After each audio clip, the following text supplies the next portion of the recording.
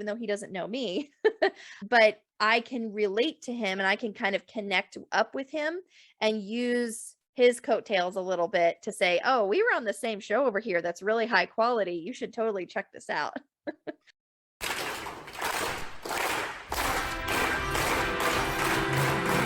A lot of the times I didn't email.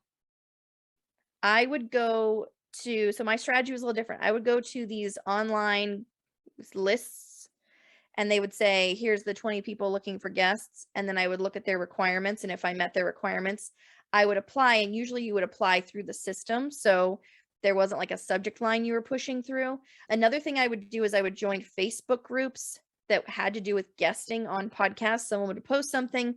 I would say, hey, I'd love to be on your show in the comment.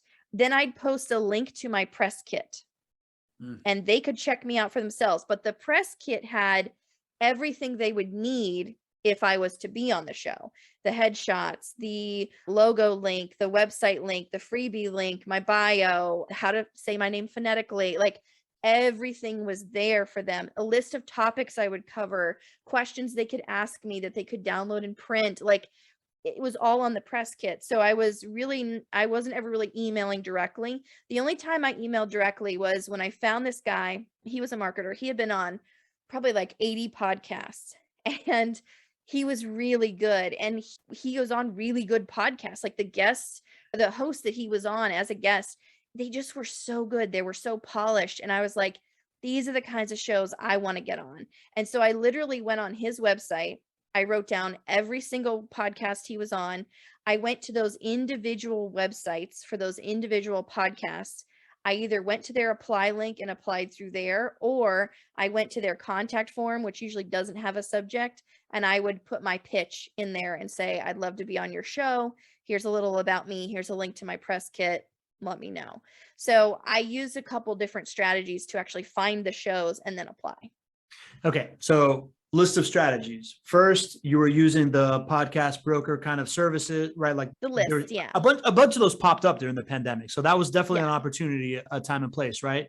You used Facebook groups. And then you also said you found some dude that made awesome podcasts and you followed kind of like his wake. How did you, was that somebody that you followed already? Or how did you figure out that this person was really great on podcasts and that you would be great on the podcast that he was on? So I was on a show that I really, really liked and that the host was amazing and his production was amazing. So I started listening to other shows that he had done. And I found someone who was on the show way prior to me, maybe a year ahead of me. And I really liked his presentation method and how he spoke and his stories. And so then I started following his like press side of his website.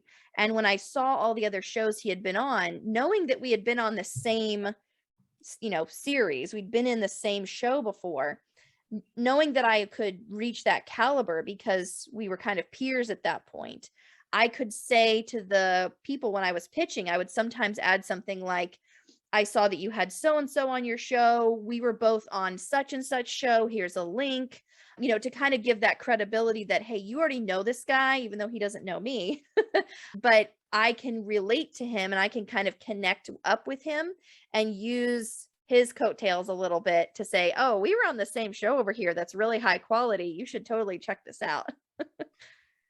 That is a brilliant strategy. We're going to call this the podcast tour wake strategy, right? Like this is so freaking smart. You mentioned a couple of things, right?